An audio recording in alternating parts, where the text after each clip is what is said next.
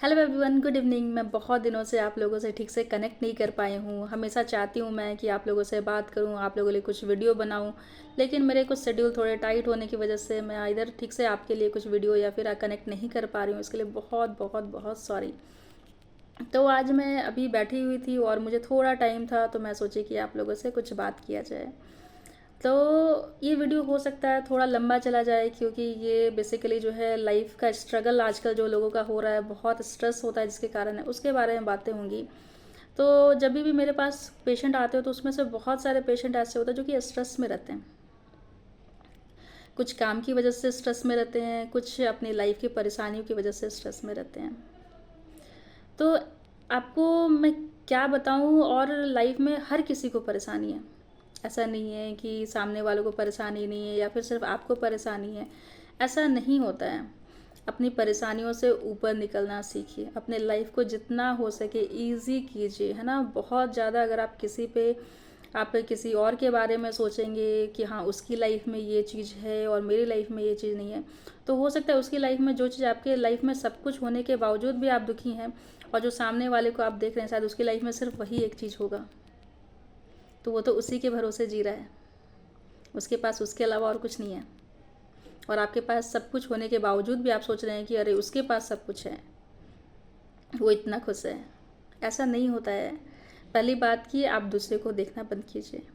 आप अपने लाइफ में देखिए कि आपके पास क्या नहीं है। आपके पास अगर आप देखना चाहें तो आपके पास हर वो खुशी है जिससे आप खुश रह सकते हैं। आपके पास 99 चीज़ें हैं जिससे आप खुश रह सकते हैं, सिर्फ एक चीज़ नहीं है जिससे आप खुश नहीं रह सकते। तो उसे लेट गो कीजिए, उसे जाने दीजिए। अगर आप कोई भी अगर मैथ्स सॉल्व करते हैं और आपका क्वेश्चन जो है आपसे सॉल्व नहीं होता है, तो आप क्या करते हो एग्ज़ाम में? बस उसी को लेके बैठे रहते हो, रोते क्यों रहते हो कि मुझसे क्वेश्चन सॉल्व नहीं हो रहा है, कि आप आगे बढ़ जाते हो? एक क्वेश्चन छोड़ने से आप एग्ज़ाम में फ़ेल नहीं होगे, लेकिन आप अगर वहीं रोते रहोगे तो आप ज़रूर फेल हो जाओगे। तो कुछ चीज़ें जो हैं आप लेट गो करो। अपनी लाइफ को जितना हो सके ईजी करो। आप जितना कॉम्प्लिकेट करते जाओगे उसी में फंसे रहोगे। तो बहुत ज़्यादा सोचना नहीं है। अपने जो है फिज़िकल वेलबींग पे, अपने मेंटल वेलबींग पे आप ध्यान दो और खुश रहने का कोशिश करो। अगर आप खुश रहने का कोशिश करते हो और चीज़ों को छोड़ने लगते हो, है ना, जाने दो, कोई बात नहीं, मुझसे नहीं हो रहा है, जाने दो। कोई भी सिचुएशन हो, इसमें अगर आपको लगता है कि आप सॉल्व नहीं कर पा रहे हो, आपके बस की बात नहीं है, तो उस चीज़ों को छोड़ देना चाहिए। उस चीज़ों को आपको लेके नहीं चलना चाहिए कि नहीं मेरे से नहीं हो रहा है, ये नहीं हो रहा है, ऐसा है, मेरा लाइफ ऐसा है। आपकी बस की बात है कि आप सॉल्व कर लो। हमारे लाइफ में जो भी सिचुएशन आता है वो लगभग 90% जो होते हैं हमारे बस की बात नहीं होती कि हम लोग सॉल्व कर पाएँ। 10% जो आपको लगता है कि आप सॉल्व कर सकते हैं, उसको आपको जरूर सॉल्व करना चाहिए। जो आपकी बस की बात नहीं उसे समय पे छोड़ दीजिए। समय जैसा करता जाएगा वो करता जाएगा। आपको इसके लिए स्ट्रेस लेने की ज़रूरत नहीं है। तो बहुत सारे मेरे पेशेंट आते हैं जो कि डिप्रेस्ड होते हैं। तो इस तरह से बहुत ज़्यादा आपको सोचने की ज़रूरत नहीं है। अगर आपके भी लाइफ में कोई ऐसे पर्सन हैं जो कि किसी एक चीज़ को पकड़ के बैठे हैं, तो मेरा सजेशन यही है कि जिस भी चीज़ को आप पकड़ के बैठे हैं उसे छोड़ दीजिए।